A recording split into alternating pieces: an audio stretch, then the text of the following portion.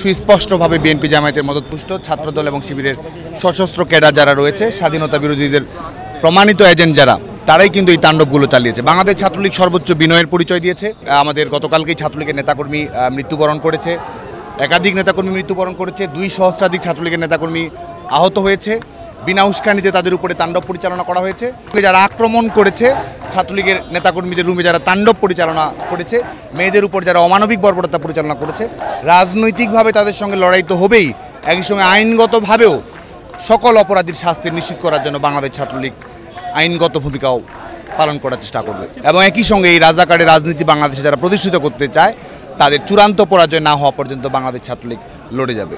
আমরা শুরু থেকেই যেটি বলেছি যে কোটা ইস্যুর সমস্যার সমাধান করা এই আন্দোলনকারীদের মূল লক্ষ্য নয়, এবং অ্যাপিলেট ডিভিশনের পর্যবেক্ষণের পরে সাধারণ শিক্ষার্থীরা ফিরে এসেছে। যারা আন্দোলন করছে তারা সুস্পষ্টভাবে বিএনপি জামায়াতের মদতপুষ্ট ছাত্রদল এবং শিবিরের সশস্ত্র ক্যাডার যারা রয়েছে, স্বাধীনতা বিরোধীদের প্রমাণিত এজেন্ট যারা, তারাই কিন্তু এই তাণ্ডবগুলো চালিয়েছে। বাংলাদেশ ছাত্রলীগ সর্বোচ্চ বিনয়ের পরিচয় দিয়েছে।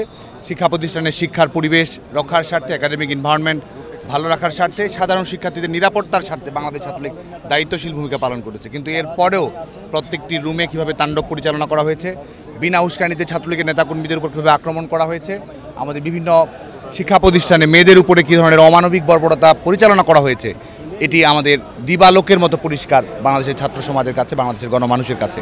এবং বাংলাদেশ ছাত্রলীগ অবশ্যই শিক্ষা প্রতিষ্ঠানের ভালো পরিবেশ রক্ষার স্বার্থে আমরা যে দায়িত্বশীলতার পরিচয় দিয়েছি সেটি আমরা অব্যাহত রাখবো। এবং একই সঙ্গে এই রাজাকারের রাজনীতি বাংলাদেশে যারা প্রতিষ্ঠিত করতে চায়, তাদের চূড়ান্ত পরাজয় না হওয়া পর্যন্ত বাংলাদেশ ছাত্রলীগ লড়ে যাবে। দেখুন, যেহেতু আজকে আমাদের গতকালকেই ছাত্রলীগের নেতাকর্মী মৃত্যুবরণ করেছে, একাধিক নেতাকর্মী মৃত্যুবরণ করেছে, 2 সহস্রাধিক ছাত্রলীগের নেতাকর্মী আহত হয়েছে, বিনা উস্কানিতে তাদের উপরে তাণ্ডব পরিচালনা করা হয়েছে। আজকে শিক্ষা প্রতিষ্ঠানগুলোর বিষয়ে আমাদের ইউজিসি, আমাদের বিশ্ববিদ্যালয়গুলো সিদ্ধান্ত গ্রহণ করছে। সার্বিক বিষয়ে পর্যালোচনা করে বাংলাদেশ ছাত্রলীগ সিদ্ধান্ত গ্রহণ করবে। এবং একই সঙ্গে যারা আক্রমণ করেছে ছাত্রলীগের নেতাকর্মীদের রুমে, যারা তাণ্ডব পরিচালনা করেছে, মেয়েদের উপর যারা অমানবিক বর্বরতা পরিচালনা করেছে, রাজনৈতিকভাবে তাদের সঙ্গে লড়াই তো হবেই, একই সঙ্গে আইনগতভাবেও সকল অপরাধীর শাস্তি নিশ্চিত করার জন্য বাংলাদেশ ছাত্রলীগ আইনগত ভূমিকাও পালন করার চেষ্টা করবে। হ্যাঁ, অবশ্যই কিছু চিহ্নিত তো আমরা অবশ্যই করেছি, একই সঙ্গে প্রশাসন করেছে, বিশ্ববিদ্যালয়ের সিসিটিভি ফুটেজগুলো রয়েছে, গণমাধ্যমের সামনেও নেতাকর্মীদের উপরে, সাধারণ শিক্ষার্থীদের উপর কীরকম নির্যাতন নিষ্পেষণ পরিচালনা করা হয়েছে এটা আমাদের সবাই অবগত রয়েছে।